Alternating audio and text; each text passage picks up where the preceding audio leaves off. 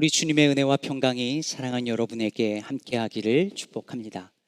설교에 들어가기에 앞서서 제가 4년 반쯤 전에, 그러니까 제가 시카고 기쁨의 교회에 부임하고 3개월째 되던 주일에 바로 오늘 이 본문으로 설교했었고, 오늘 설교도 그때와 거의 비슷하다는 것을 미리 말씀을 드립니다. 오늘 본문 1절은 이렇게 시작합니다. 다윗 왕이 나이가 많아 늙으니 이불을 덮어도 따뜻하지 아니한지라. 여러분, 그야말로 격세지감을 느끼게 만드는 구절이지요. 다윗 왕이 어떤 사람이었습니까? 소년 다윗이 성경의 무대에 처음 등장할 때 어땠는지 기억나십니까? 사무엘이 처음 다윗을 만났을 그때의 모습을 사무엘상 16장은 이렇게 기록하고 있습니다. 그의 빛이 붉고 눈이 빼어나고 얼굴이 아름답더라. 여러분, 얼굴이 붉었다는 건 뭘 의미하죠? 혈기왕성했다는 것을 의미합니다. 주로 얼굴 붉은 분들이 열이 많으시잖아요. 다윗도 열이 많았던 것 같아요. 그러니까 옷도 훌렁훌렁 벗고 춤추고 그랬었던 것 아닐까 싶습니다. 거인 골리앗 앞에서 물맷돌 하나 탁 들고 맞서는 그 소년 다윗, 그 청년 다윗은 그야말로 혈기왕성한 청년이었습니다. 그랬던 다윗이 오늘 본문에 등장하는 이 모습을 보면 초라하기 그지 없습니다. 나이가 많아 늙으니 이불을 덮어도 따뜻하지 아니한지라. 공감하는 분들이 계실지 모르겠습니다. 아까 이른비읍에서는 많은 분들이 공감을 하셨습니다. 이제 다윗은 왕으로서 할 수 있는 일이 거의 없습니다. 통치할 힘과 능력이 없습니다. 이제 이불을 덮어도 따뜻하지 않은 몸뚱아리만 남았습니다. 젊은 시절에 뭐든지 할 수 있을 것 같은 그 청년은 사라지고 이불을 덮어도 따뜻하지 아니한 노인의 몸뚱아리만 남은 것입니다. 나라를 돌보던 왕이 돌봄을 받아야 하는 처지가 됐습니다. 엄마 아빠가 아이들을 돌보다가 어느 날 세월이 흘러가면 아이들의 돌봄을 받아야 하는 처지가 됩니다. 다윗이 그런 처지가 됐습니다. 이제 쓸모 없어진, 이제 이름뿐인 그런 왕이 되었습니다. 흔히 아주 안 좋은 말인데요, 뒷방 늙은이라는 말을 합니다. 이제 뒷방에 그냥 가서 별로 쓸모없는 그런 노인이 되어져 버린 것. 그래서 노인들은 뒷방 늙은이가 되는 것이 죽는 것보다 더 싫다라고 말하기도 하십니다. 그만큼 쓸모없는 존재가 되어지는 것이 죽기보다 싫은 것이죠. 그렇다면 오늘 이 구절은 다윗이 그냥 늙었다, 이걸 보여주는 말이 아닙니다. 모든 사람이 나이 들어가면서 늙어가면서 두려워하는 바로 그것, 쓸모없는 존재가 되어지는 그 일이 다윗에게도 일어났다는 것을 보여주고 있습니다. 요한 크리스토프 아놀드가 쓴 나이든 내가 좋다라는 책에 보면 한 폭송 가수가 한 노랫말을 소개합니다. 노년이 황금기라고 누가 한 말을 잠자리에 누워 곰곰이 따져보네. 귀는 서랍장에 벗어놓고 이는 물잔에 빼놓고 눈은 탁자 위에 올려놓고 잠을 청하며 곰곰이 생각하네. 무슨 말인지 아시겠죠? 귀는 서랍장에 벗어놓고, 보청기 서랍장에 벗어놓고, 틀니는 빼서 물잔에 넣어놓고, 돋보기 안경은 탁자 위에 올려놓고 누가 노년을 가리켜 황금기라 그랬어 라고 생각하는 것이죠. 보청기, 틀니, 돋보기 안경이 아니면 아무것도 못하고 다른 사람의 도움을 받아야 살 수 있는 그런 처지가 된 이때를 누가 황금기라고 말했단 말인가 생각한다는 것입니다. 그래서 사람들은 어떻게 해서든지 자신이 아직 useful하다고, 자신이 아직 쓸모 있는 존재라고 하는 것을 증명해 보여주고 싶어 합니다. 나이가 들고 늙어도 나 아직 죽지 않았어, 나 아직 그렇게 늙지 않았어 하면서 자기가 뭔가 그래도 필요한 존재라고 하는 것을 보여주고 나타내 보이고 싶어 합니다. 사실 우리가 사는 세상이 그렇습니다. 뭔가 능력이 없는 사람, 써먹을 수 없는 사람, 쓸모가 없는 사람은 사람 취급받지 못합니다. 그 사람의 존재 가치를 무엇을 할 수 있느냐 없느냐, 유스풀하냐 아니냐, 효율성으로 유용성으로 그 사람의 가치를 매깁니다. 그래서 여러분, 노인들도요, 어르신들도요, 그래도 돈이라도 있어야 자식들에게 무시당하지 않고, 돈이 없으면 그 자식들, 손주들이라도 봐줘야지 그래도 대접받고 산다라고 그렇게 생각합니다. 다윗 왕이 그런 처지가 되었습니다. 이제 쓸모가 없어진 왕을 보면서 신하들이 젊은 처녀 하나를 구해서 다윗 왕 품에 안겨줍니다. 그래서 다윗 왕의 몸을 따뜻하게 만들어 주겠다라는 거죠. 3절을 보면 이스라엘에서 가장 아리따운 처녀를 구하던 중에 수넴 여자 아비색을 찾아서 다윗 왕에게로 데리고 옵니다. 여러분, 너무 기가 막힌, 여성의 입장에서 보면 기가 막힌 이야기잖아요. 그런데 그냥 이 당시 관점으로 생각을 해봤을 때 다윗 왕의 몸을 따뜻하게 해줄 목적이면은 열이 많은 여자를 구해야 되는데 왜 가장 예쁜 여자, 그것도 처녀를 구했다라고 말을 하는 걸까요? 이 수넴 여자 아비삭을 데려온 것은 그냥 다윗 왕의 몸을 따뜻하게 해주려는데 주 목적이 있었던 게 아니라는 말입니다. 실제로 이 여자를 데리고 온 진짜 목적은 다윗 왕의 성적인 기능을 섹슈얼리 펑션할 수 있게끔 만들어 주려고 하는데 목적이 있었습니다. 이 당시 고대 문화에서는 한 나라의 부와 그리고 힘이, 그리고 토지가 부옥하고 열매가 많이 맺고 농사가 잘 되어지는 이 모든 것이 왕하고 상관이 있다라고 생각했습니다. 그래서 왕이 늙고 병들면 나라도 늙고 병든다고 생각했습니다. 특히 왕이 섹슈얼리 침체되면 나라도 침체된다고 생각을 했었어요. 그러니 다윗 왕의 신하들이 가장 아름다운 수넴 여자 처녀 아비삭을 다윗 왕의 품에 안겨준 이유가 무엇이었겠습니까?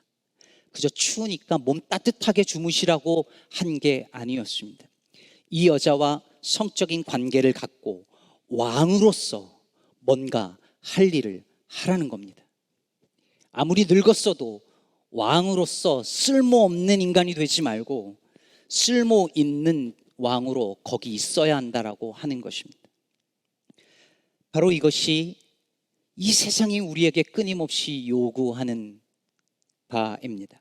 쓸모없는 존재가 되는 순간 버림을 받습니다. 무언가를 위해 기능하지 못하는 무능한 인간은 가치 없는 존재로 취급당합니다. 하나님은 우리를 그 존재 자체로 귀하게 여기시는데 세상은 우리를 존재 자체가 아니라 그 사람의 ability, 능력과 그리고 얼마나 쓸모 있는가를 통해서 그 사람의 그 가치를 판단합니다. 저는 20대 때요, 정말 하나님께 쓰임받고 싶었습니다. 혈기왕성하던 그때에 누군가 말했던 것처럼 녹슬어 없어지는 것이 아니라 정말 닳아 없어졌으면 좋겠다고, 하나님께 쓰임받다가 닳아 없어지는 그런 인생이 되었으면 좋겠다고 생각했습니다. 하나님 앞에서 정말 쓸모 있는 존재가 되고 싶었습니다. 지금도 하나님께 쓰임받고 싶습니다. 하지만 날이 갈수록 계속해서 더 깊이 절감하고 깨닫게 되는 것은 하나님은 쓸모 있는 나를 원하는 것이 아니라 그냥 나를 원하신다는 사실입니다. 하나님은 우리가 쓸모 있느냐 없느냐로 판단하시는 것이 아니십니다. 써먹을 수 있느냐 없느냐, 기능할 수 있느냐 없느냐로 판단하지 않으십니다. 무엇을 할 수 있든 없든, 무엇을 잘하든 못하든 하나님은 우리를 존재 그 자체로 바라보시고 아끼시고 사랑하시는 줄로 믿습니다. 그러므로 여러분, 역설적이지만 우리가 가장 쓸모 없어졌을 때, 그때야말로 하나님을 참으로 온전히 만날 수 있는 기회입니다. 내가 하나님 앞에서 아무것도 할 수 없고 내세울 수 없을 때, 그만큼 약해졌을 때, 그때야말로 하나님을 온전히 만나 의지할 수 있는 기회입니다. 시편 46편 10절은 이렇게 말합니다. 너희는 가만히 있어 내가 하나님됨을 알지어다. 이 말씀의 의미가 바로 그것입니다.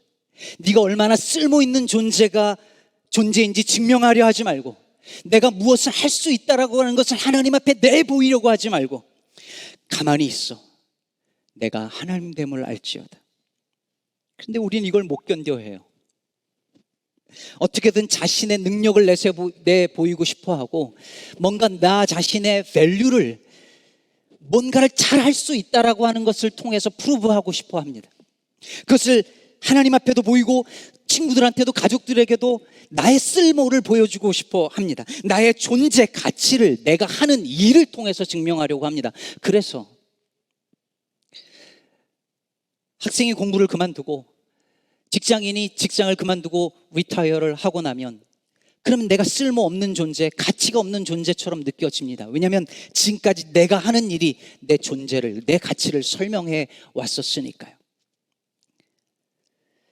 자, 문제는 이런 우리의 태도가 타인을 대하는 방식에도 영향을 미친다는 사실입니다. 다른 사람을 볼 때도 존재 그 자체로 바라보는 것이 아니라, 저 사람이 나한테 유익한지, 쓸모가 있는지 없는지로 판단해요. 목회자가 교인을 대할 때도, 교인들이 목회자를 대할 때도, 사람들이 교회를 찾을 때도 나한테 유용한가, 그것으로 판단합니다. 언젠가도 말씀드렸지만, 제가 미국에 처음 와서 뉴욕에서 사역할 때, 뉴욕에 있는 교회들, 우리 교회에서는 상상할 수 없는 일이지만 제가 정말 충격받은 게 뭐였냐면, 교인들이 전사님을 한테 반말을 해요. 어이 김 전사 일로 와봐, 이거 좀 해. 나이가 어리다고 그냥 막 하대를 하는 일들이 너무 많아서 처음에 정말 놀랐습니다. 목회자를 대하든 아니면 목회자가 교인을 대하든 우리 교회를 위해서 써먹을 수 있는 존재이고, 그럴 수 없으면 그냥 내치는 존재로 생각을 하는 경향들이 너무 한인교회에 많이 있는 것이 마음이 아팠습니다. 4년 전 제가 이 설교를 하면서, 제가 목회하는 한 제가 함께 사역하는 사역자들과 교인들을 교회 성장을 위해서 사용의 대상으로 생각하지 않도록 최선을 다하겠다는 말씀을 드렸었습니다. 사람은 사용의 대상이 아니라 사랑의 대상이기 때문입니다. 다시 이 설교를 하면서 제가 그동안 그렇게 정말 해왔는지를 다시 돌아보고 또 다시 다짐을 했습니다. 여러분, 오늘 다윗의 품에 안기도록 데리고 온 이 여인 아비삭을 보십시오. 왜 이 여자였을까요? 쓸모가 있었기 때문입니다. 이 여자의 인생이나 그의 존엄성은 전혀 고려하지 않은 채 그저 늙은 왕의 원기를 회복하기 위한 성적 대상으로 삼은 것입니다. 그러기에 쓸모 있었던 것입니다. 이것이 오늘날 사회가 사람들을 대하는 방식입니다. 써먹을 수 있느냐 없느냐, 없다면 가차없이 버립니다. 그러므로 이런 사회 속에서 그리스도인으로 산다는 것은 무엇을 의미하겠습니까?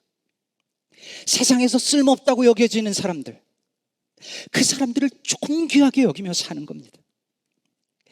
가난한 사람들, 실직자들, 지체장애인들, 지적장애인들, 병든 사람들, 어린이들, 노인들, 서류 미비자들, 난민들, 주변에 폐만 끼치는 사람들, 아무짝에 쓸모없다고 판단되어지는 그 사람들, 그들을 무시하거나 내치고 짐으로 여기는 것이 아니라 하나님의 형상으로 여기고 사랑하는 것, 그것이 하나님께서 우리에게 원하시는 삶인 줄로 믿습니다. 누군가 그런 말을 했습니다. 여러분, 한 가족의, 한 패밀리의 중심이 누굽니까? 가장입니까? 아버지입니까? 아니요, 아픈 사람입니다. 가족 안에 아픈 사람이 있으면 모든 것이 그 아픈 가족 중심으로 돌아갑니다. 약속을 잡을 때도, 일을 할 때도 그 아픈 가족으로 중심으로 돌아가죠. 집안의 경제, 돈 어디다 쓸까, 어떻게 할까, 다 뭘 염두에 둡니까? 아픈 가족 중심으로 가족이 구성되게 되어져 있습니다. 그게 너무 당연합니다. 가족 중에 아픈 분들이 계셔봤다면 누구나 공감할 것입니다. 여러분, 교회 중심은 누구입니까? 누구여야 합니까? 목사가 교회 중심입니까? 장로입니까? 당회입니까? 여러분입니까? 아니요. 아픈 사람입니다. 약한 사람입니다. 아무 쓸데 없어도 몸과 마음이 아프고 연약한 사람들이 교회의 중심이고 중심이어야 합니다. 사회의 중심은 누구여야 할까요? 당연히 아픈 사람입니다. 약한 사람입니다. 쓸모없다고 버려진 사람들, 그들이 사회의 중심이 되어야 합니다. 여러분, 한 사회가 힘이 있고 건강하고 권력 있는 사람을 중심으로 돌아간다면 그 사회는 악한 사회입니다. 그러나 그 사회가, 정치가, 그 사회의 구성원들이 생각하는 경제의 관념이 돈을, 예산을, 국가 예산을 어디에 가장 많이 쓸까 생각할 때에 그 중심은, 그 센터에는 언제나 가난하고 힘없고 약한 사람들이 있어야 그 사회가 바른 사회입니다. 그렇게 만들 때 그것을 우리는 하나님의 나라가 임하는 사인이라고 여깁니다. 언젠가도 인용한 이야기인데요, 문학평론가 김현의 어머니가 문학만 하고 있는 아들이 늘 못마땅했나 봅니다. 옛날 어르신들이 문학, 철학, 신학 이런 거 하면 그런 거 배워다 어디다 쓴다냐 했었던 거죠. 이런 얘기를 계속 듣던 김현이 이제 잘 알려진 이 이야기를 글에 썼습니다. 확실히 문학은 이제 권력의 지름길이 아니며 그런 의미에서 문학은 써먹는 것이 아니다. 그러나 역설적이게도 문학은 써먹지 못한다는 것을 써먹고 있다. 문학을 함으로써 우리는 서유럽의 한 위대한 지성이 탄식했듯 배고픈 사람 하나 구하지 못하며 물론 출세하지도 큰 돈을 벌지도 못한다. 그러나 그것은 바로 그러한 점 때문에 인간을 억압하지 않는다. 인간에게 유용한 것은 대체로 그것이 유용하다는 것 때문에 인간을 억압한다. 여러분 생각해 보세요. useful한 건, 셀폰만 생각해 보죠. 셀폰은 얼마나 쓸모 있습니까? 그런데 셀폰은 너무 유용하지만 그것으로 인하여 우리의 생각과 감정과 생활 모든 것을 컨트롤합니다. 모든 쓸모 있는 것들이 세상을 망가뜨리고 사람을 억압하지만 쓸모없는 것은 세상에 그리고 사람들을 억압하지 않습니다. 문학이 그렇죠. 시가, 소설이 그렇습니다. 정재창 교수님이 그런 말을 했어요. 임금님기는 당나귀기라고 외칠 수 있는 대나무 숲, 그것이 문학이다. 생각해 보세요. 그거 없어도 살아요. 근데 여러분 잘 생각해 보세요. 임금님기는 당나귀기인데 이걸 어디 가서 말을 해야 되는데 말을 할 수 없으면 어떻게 될까요? 속 터져 죽는 거죠. 그게 있어야 돼요. 그런데 필요 없다고, 쓸데없다고 숲을 밀어버리면, 나무를 베어버리면 다 같이 죽는 것입니다. 쓸모없다는 이유로 버리는 것들, 효율성이 떨어진다는 이유로 밀어버리는 것들, 사회에서 쓸모없다고 내쳐지는 사람들, 더 많은 경제 발전을 위해서 밀어버리는 자연 세계,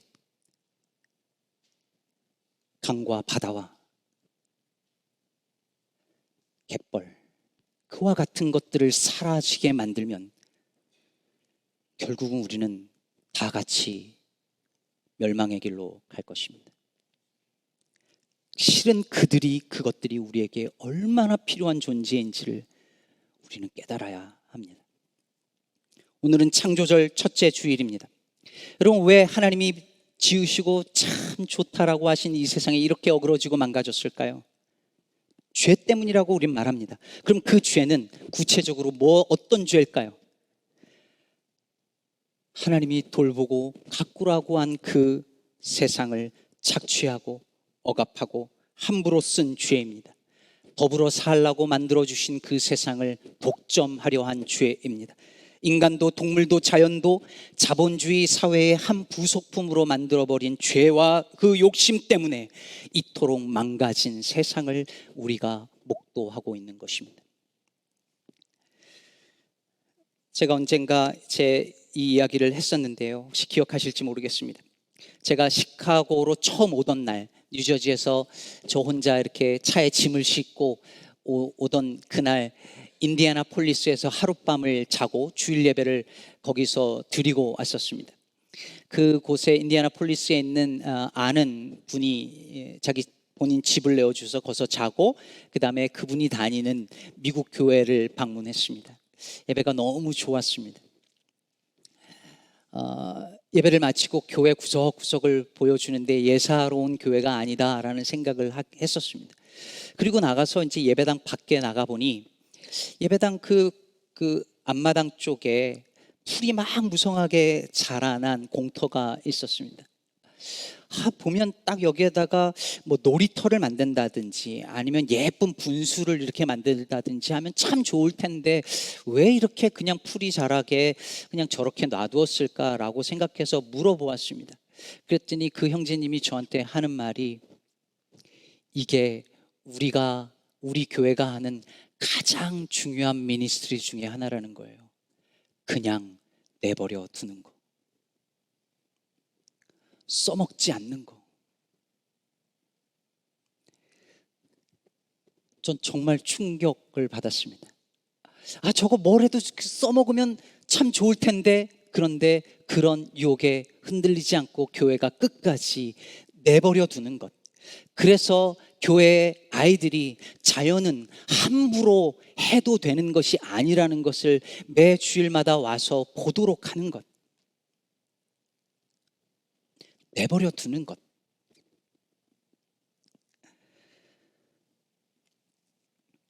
코로나 시기에 잠시 사람들이 아무것도 안 하고 가게를 문을 닫고 공장을 문을 닫았을 때에 어떤 일이 일어났었는지 여러분 기사를 통해 보셨었잖아요. 강이 맑아지고 새들이 돌아오고, 잠시였지만 그런 일이 일어났다는 것이 우리에게 보여주는 것이 너무 많지 않습니까?